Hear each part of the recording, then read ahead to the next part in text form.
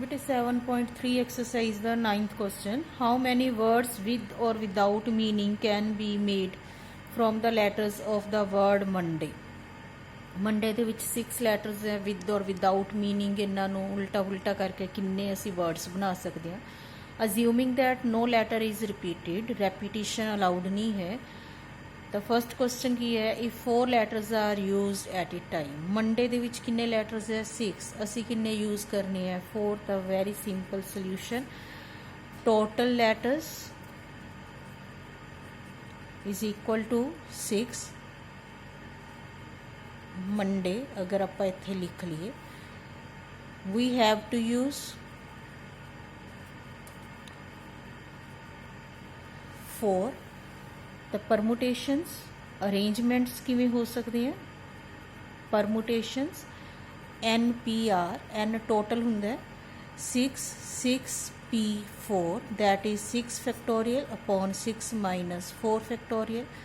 6 into 5 into 4 into 3 into 2 factorial. नीचे आ गया 2 factorial. 2 factorial cancel, इनू मल्टीप्लाई कर लो. 30 into 12, that is 420.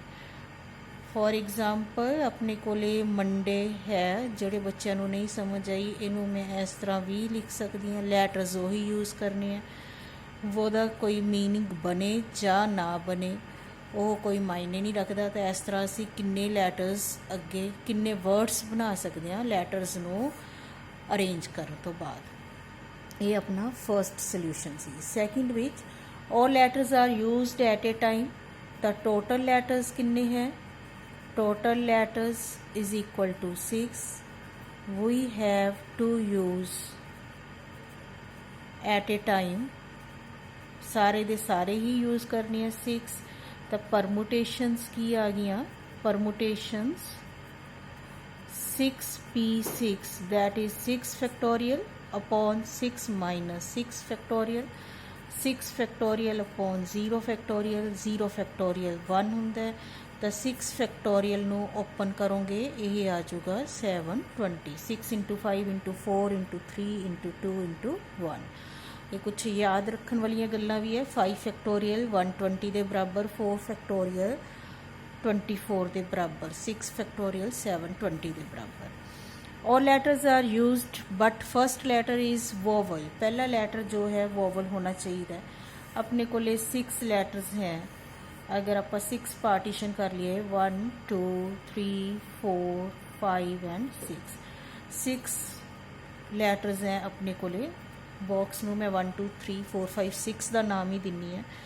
तो फर्स्ट लैटर होने क्या, first letter is vowel. Vowel अपने को किन्ने हैं ओ और ए. तो इत्थे असी ओ फिल कर सकते हैं या ए फिल कर सकते हैं. करना इको ही है at a time. Permutation for box 1 is equal to 2p1, that is 2 factorial 2 minus 1 factorial. कितना आ गया है 2 फैक्टोरियल. 1 फैक्टोरियल 1 के बराबर ही होंगे. तो 2 फैक्टोरियल खोलोगे 2. बाकी अपने को की रह गए 1 2 3 4 5. अगर इत्थे ओ यूज़ कर लिया तो ए फिलहाल अपने को है. तो अपने को लैटर्स भी 5 ही है और 5 बॉक्स है. ए यूज़ कर लोगे तो भी अपने को 5 लैटर्स तो 5 box. Permutation for remaining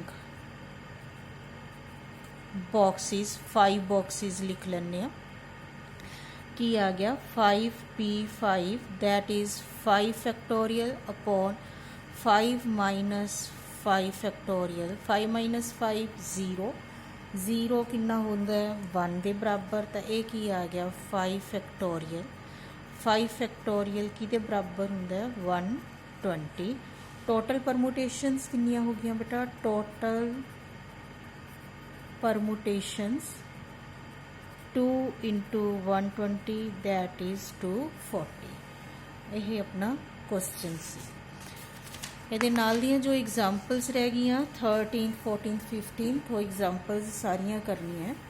question number 10, In how many of the distinct permutations of the letters in Mississippi do the four I's not come together?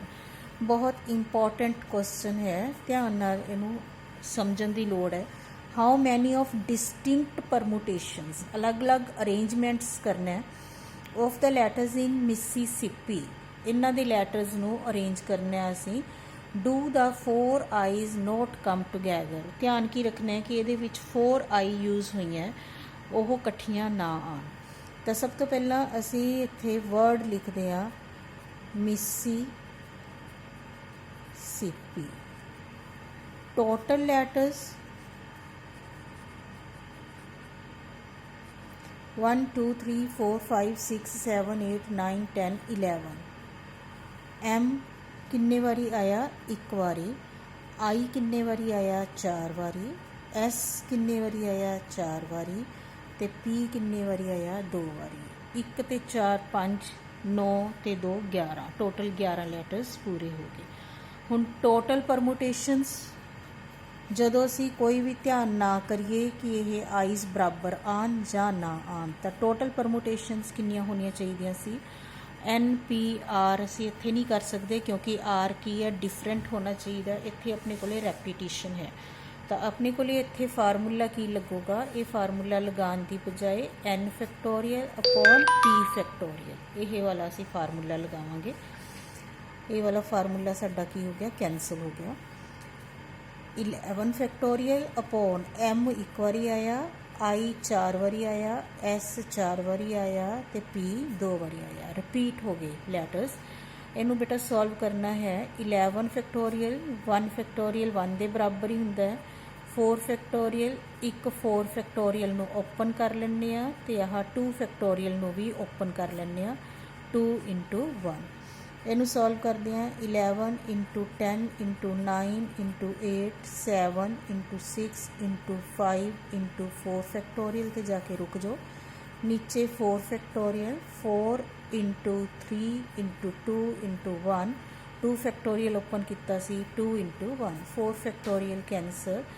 4 2s are 8, 3 2s are 6। इनू अगर आप सॉल्व करिए 11 10s are 110 into 9 990 into 35, तो इनू solve करके आ जाऊगा 34650। पर if eyes come together, तो इनू आप इस तरह लिख सकते हैं भी ये कट्ठियां आ गया। उन्हें क्या नोट कम टुगैदर, असी इनू कट्ठा मान लीए +7 रिमेनिंग लैटर्स। बाकी अपने को किन्ने रह गए? 7। हुण आई है, देखो एम लिख के उस तो बाद 4 आई लिख दो, या एस लिख के उस तो बाद 4 आई लिख दो। तो लेट अस consider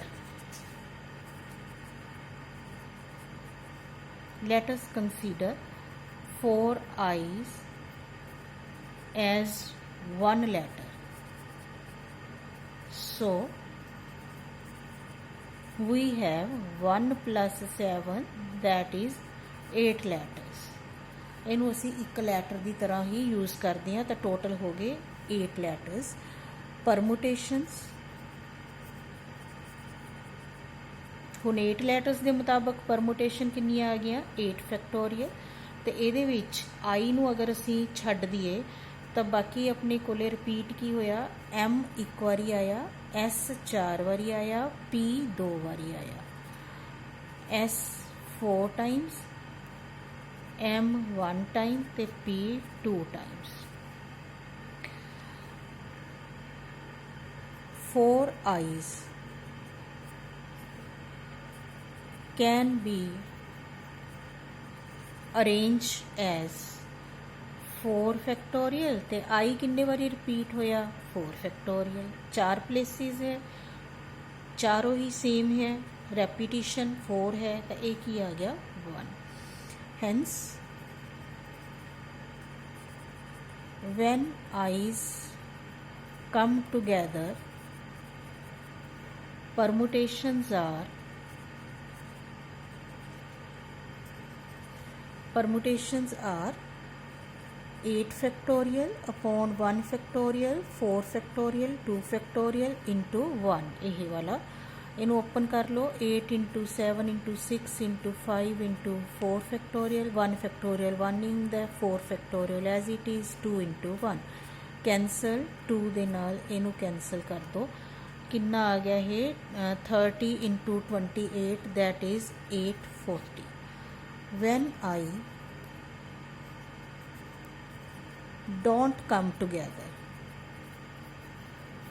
ਜਦੋਂ आई इकट्ठा लिया उदों अपने कोले 840 केस सी पर आई इकट्ठा ना आवे तो टोटल परमुटेशनस हैं 34650 ਇਹਦੇ ਚੋਂ 840 ਮਾਈਨਸ ਕਰ ਦਿੰਨੇ ਆ ਇਹ ਸਾਨੂੰ ਜ਼ਰੂਰਤ ਨਹੀਂ ਹੈ ਵੀ ਜਦੋਂ ਇਹ ਇਕੱਠਾ ਆਵੇ ਤਾਂ ਇਹਨੂੰ ਮਾਈਨਸ ਕਰਕੇ ਇਹ ਆ ਜਾਊਗਾ 33810 33810 ਇਹਨੂੰ ਥੋੜਾ ਧਿਆਨ ਨਾਲ ਸਮਝੋ ਕਿ ਟੋਟਲ ਪਰਮੂਟੇਸ਼ਨਸ ਅਸੀਂ ਕੱਢ ਲਿਆ ਰੈਪੀਟੀਸ਼ਨ ਸੀ ਤਾਂ ਜਿੰਨੀ ਰੈਪੀਟੀਸ਼ਨ ਸੀ ਉਹ ਅਪੋਨ ਚ ਲਗਾਣੀ ਪੈਣੀ ਸੀ ਹੁਣ ਕੰਡੀਸ਼ਨ ਕੀ ਦਿੱਤੀ ਹੈ ਆਈ ਡੋਂਟ ਕਮ ਟੂਗੇਦਰ ਅਸੀਂ ਉਹ ਵਾਲੇ ਕੇਸ ਕੱਢੇ ਜਦੋਂ ਇਹ ਇਕੱਠਾ ਆਂਦਾ ਸੀ ਇਹਨੂੰ ਇੱਕ ਲੈਟਰ ਮੰਨਿਆ ਟੋਟਲ 11 ਸੀ ਬਾਕੀ ਆਪਣੇ ਕੋਲੇ 7 ਰਹਿ ਗਏ 4 ਤੇ 7 11 ਪਰ ਇਹਨੂੰ ਅਸੀਂ ਕੰਸੀਡਰ ਕੀਤਾ ਇੱਕ ਲੈਟਰ ਦੀ ਤਰ੍ਹਾਂ 1 ਤੇ ਪਲੱਸ 7 ਕਿੰਨੇ ਹੋ ਗਏ ਹੁਣ 8 ਲੈਟਰਸ ਇਹਨਾਂ 8 ਲੈਟਰਸ ਵਿੱਚੋਂ ਕੀ ਰਿਪੀਟ ਹੋਇਆ M ਇੱਕ ਵਾਰੀ S 4 ਵਾਰੀ P 2 ਵਾਰੀ